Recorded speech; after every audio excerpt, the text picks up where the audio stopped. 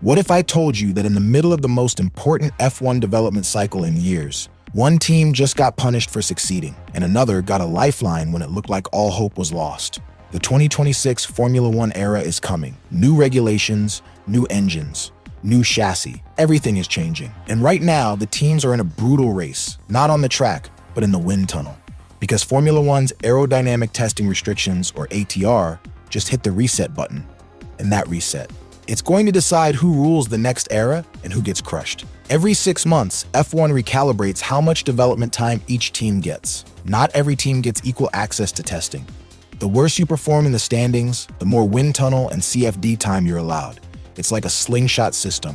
The slower teams get more time to catch up. The front runners, they're hit with restrictions. Sounds fair in theory, but in reality, this reset triggered right after the Canadian Grand Prix landed like a meteor in the middle of the 2025 season. Teams were halfway through preparing for 2026. Some had just started their aero programs.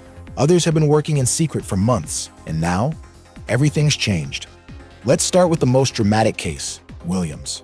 Just last year, Williams was the underdog story of the paddock, 9th place and a team barely holding on.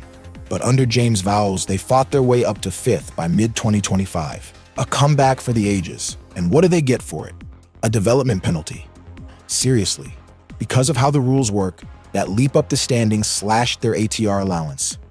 They now have less time in the wind tunnel and fewer simulations than teams they were beating just weeks ago.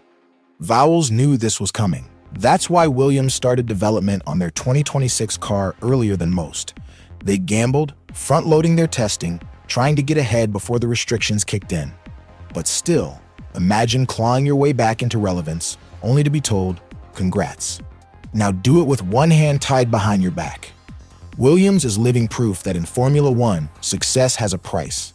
But if Williams is the cautionary tale, then Alpine is the miracle. They ended 2024 in 6th place, thanks to a double podium in Brazil that had fans thinking, maybe this team is back. But 2025, a disaster. They dropped like a stone, all the way to the bottom of the standings by the time the reset hit. And yet that's exactly what saved them. Because the ATR reset is based on current standings, Alpine now gets the maximum testing time allowed. Wind tunnel, CFD, everything. More time to develop their 2026 car than any other team on the grid. It's a lifeline, one they desperately needed. And here's the kicker. They're switching to Mercedes power units for 2026. They're undergoing a total internal restructure. This isn't just a regulation reset, it's a second chance at life. So on one end, you've got Williams, punished for overperforming. And on the other, Alpine rewarded for collapse. Welcome to the upside-down world of F1's development game. But that's not even the biggest story.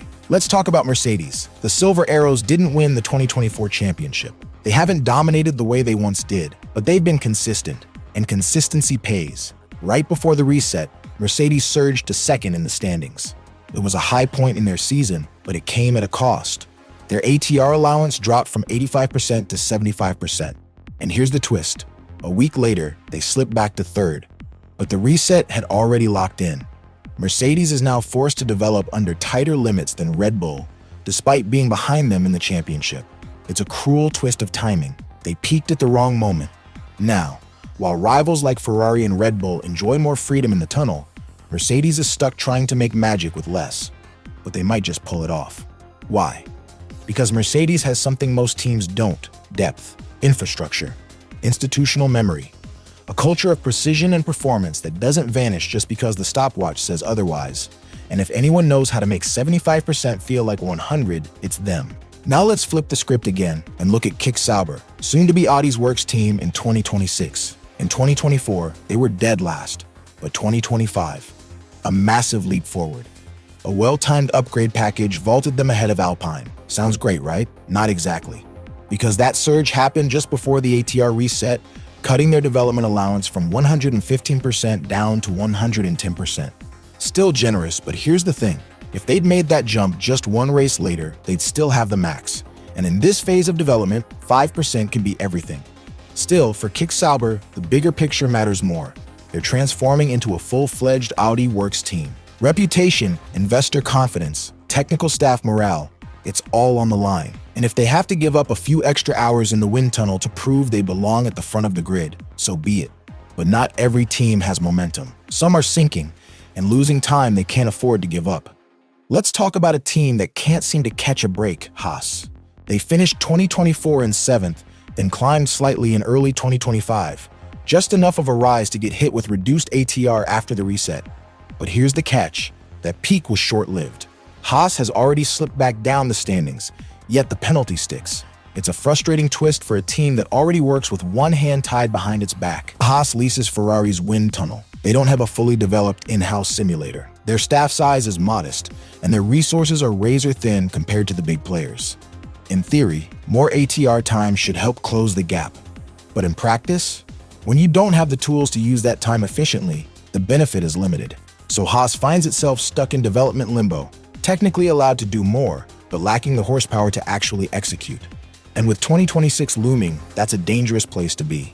Now compare that to Red Bull's second team, formerly AlphaTauri, now deeply embedded within the Red Bull campus. Their 2025 performance has been solid. Not spectacular, not terrible, which means their ATR stayed right at the 100% baseline. That might sound average, but their situation is anything but. See, for the first time, they're fully integrated into Red Bull's main facility in Milton Keynes. That gives them access to world-class infrastructure, data sharing, and technical collaboration while still operating as a separate constructor. So even if their development time didn't change post-reset, their efficiency is skyrocketing. It's like giving a journeyman fighter a championship training camp. Suddenly, even average resources become deadly in the right hands.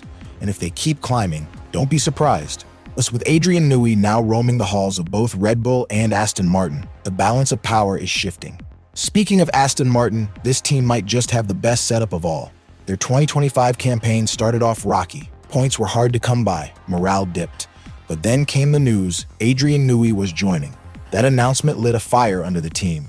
And while his influence won't be felt overnight, there are already signs that the tide is turning. And here's where timing is everything. Because of their poor early season performance, Aston Martin was granted a boost in ATR just as Newey was getting up to speed with their 2026 project. In other words, more time, and one of the greatest minds in F1 history leading the charge. That's a terrifying combination. They may not be flying under the radar for long. If Newey's vision starts showing up in the simulator, don't be surprised if Aston's 2026 car is something truly special. But while Aston gets more time and Red Bull's second team gains synergy, Ferrari is caught in a whirlwind of their own making. Let's be real. Ferrari's been unpredictable. After ending 2024 strong, and just before the reset, Mercedes slipped ahead. Ironically, that helped Ferrari. Their ATR allowance actually increased from 80% to 85%, a small win in a season that's been mostly chaos. But that 5% bump, it could be huge. Because this next car, Ferrari's 2026 contender, is the most important of the Frederic Vasseur era. He's rebuilding the team from the inside out, and if they want to end a 2-decade title drought, it's now or never. The extra wind tunnel time won't fix everything, but it might just give them the breathing room they need to get it right. Meanwhile, over at Red Bull, things aren't as stable as they used to be. 2024 saw a rare dip in performance, and while 2025 hasn't been catastrophic, they're currently 4th in the championship. That means an ATR increase from 80% to 85%. On paper, that's great, but there's a problem. Red Bull's wind tunnel is outdated. Their new facility isn't online yet, and sources close to the team say Adrian Newey's departure has shifted their development approach. They're leaning more heavily on simulation now, which makes their slight increase in wind tunnel time less impactful. It's not about how much time you have, it's about what you can do with it. And right now, Red Bull is in a strange position. More time, fewer tools, and questions about leadership. Which brings us to the wild card, Cadillac. The new American outfit backed by General Motors is set to debut in 2026. But here's the twist. They've already been operating under ATR rules since March 2025. And because they entered as a new team, they were treated like the last place constructor, meaning maximum testing time. That's a massive head start, but the advantage only matters if you can capitalize on it. Cadillac is still ramping up. Their facilities are new. Their staff is growing. And unlike other teams, they don't have decades of F1 data to fall back on. So yes, they've had full ATR freedom since March. But development is about quality just as much as quantity. Still, if they can get their car right, they could shock the world. Which brings us to the bigger question. Who's winning the 2026 development war? Is it the punished overachiever, Williams? The reborn Alpine? The efficient machine that is McLaren, or the silent buildup of Aston Martin under Newey's shadow? Right now, no one knows. But what's clear is this: the ATR reset has scrambled the board, and the next move any team makes could be the difference between championship glory or watching from the midfield. So if you're ready to see how it all unfolds, who rises, who falls, and who rewrites the future of Formula One, make sure to like, subscribe, and hit the notification bell. Because the countdown to 2026, it's already begun.